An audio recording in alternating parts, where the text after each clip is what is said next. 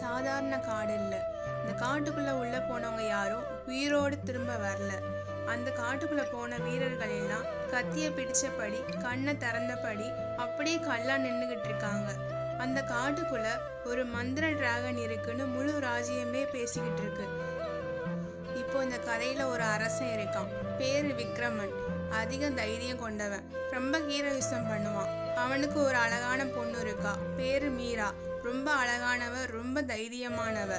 ஆனா ஒரு பிரச்சனை, எனக்கு சாதாரண மாப்பிள்ளலாம் வேணாம், ஏதாவது ரொம்ப ஸ்பெஷலான மாப்பிள்ள தான் எனக்கு வேணும்னு சொல்லிட்டா. அந்த நேரத்துல தான் ஒரு பயங்கரமான செய்தி வருது. ராஜா, பக்கத்துல இருக்க காட்டுல ஒரு டிராகன் இருக்கான். அது யாரை பார்த்தாலும் கல்லா மாத்துதான். ராஜா யோசிக்கவே இல்லை. யார் அந்த டிராகனை ஜெயிச்சுட்டு வரானோ அவனுக்கு என் பொண்ணை கல்யாணம் பண்ணி கொடுப்பேன்னு சொல்லிட்டாரு. அதை பார்த்து வீரர்கள், பொதுமக்கள் எல்லாரும் காட்டுக்கு போனாங்க. போனவங்க எல்லாம் திரும்பி வந்தாங்களா இல்லையா, இளவரசிக்கு திருமணம் ஆச்சா இல்லையா, இதை தெரிஞ்சுக்க ஃபுல் ஸ்டோரியை பாருங்க. பழங்காலத்துல மலைகளுக்கு நடுவுல அழகான ஒரு சின்ன ராஜ்யம் இருந்துச்சு. அந்த ராஜ்யத்தை விக்ரமன் ஒரு ராஜா ஆட்சி பண்ணிக்கிட்டு இருந்தார்.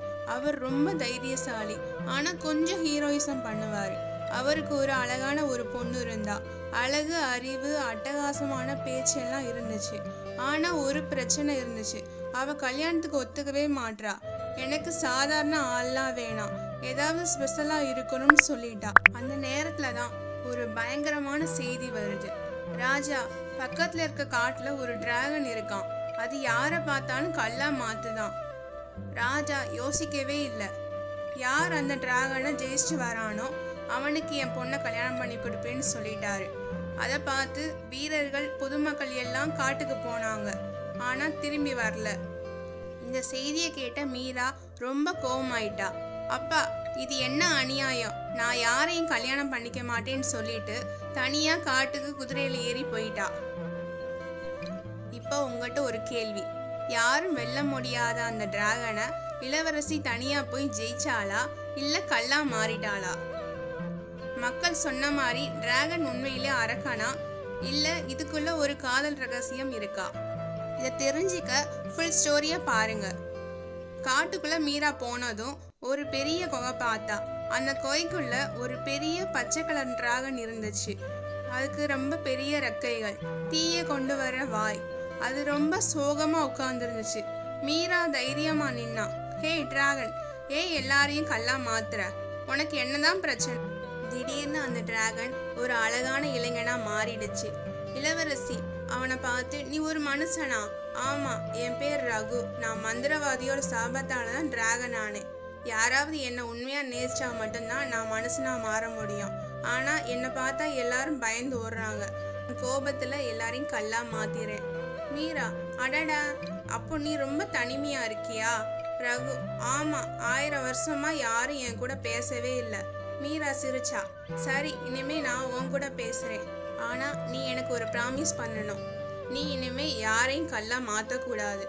ரகு, ஓகே, ஆனா நீ தினமும் இங்கே வந்து என் கூட டீ குடிக்கணும். மீரா, டீயா? டிராகனுக்கு டீ பிடிக்குமா? ரகு, எனக்கு மட்டும்தான் ஜிஞ்சர் டீ கூட பிடிக்கும். அப்புறம் என்ன? மீரா தினமும் காட்டுக்கு போய் ரகுவோட பேச ஆரம்பிச்சா. 2 பேரும் சிரிச்சு பாட்டு பாடி காட்டை சுத்தி விளையாட ஆரம்பிச்சாங்க. ரகு கொஞ்சம் கொஞ்சமா முழுசா மனுஷனா மாற ஆரம்பிச்சான். ராஜாவுக்கு செய்தி போச்சு. அவன் காட்டுக்கு போய் பார்த்தான். மீரா ஒரு அழகான இளைஞருடன் கை கோர்த்து நின்றுகிட்டு இருந்தா. ராஜா, யார் இவன்? மீரா, அப்பா, இவன் தான் அந்த டிராகன். ஆனா இப்ப என்னோட லவர். ராஜாக்கு அதிர்ச்சி. டிராகனா?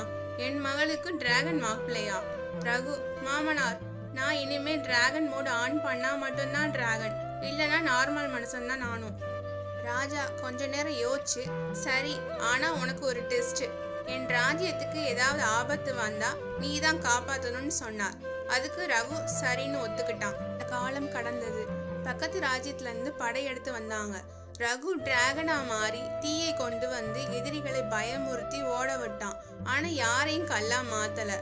ஏன்னா மீராக்கு பண்ண ப்ராமிஸ்னால. ராஜா ரொம்ப சந்தோஷமா, ரகு, நீதான் என் மருமகன்னு சொல்லி மீராக்கும் ரகுக்கும் பெருசா திருமணம் செஞ்சு வச்சாரு. அப்புறம் மீராவும் ரகுவும் சந்தோஷமா வாழ்ந்தாங்க.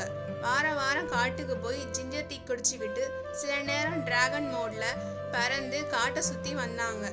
காதல் எல்லா சாபத்தையும் உருக்கிடும்னு இந்த கதை சொல்லுது.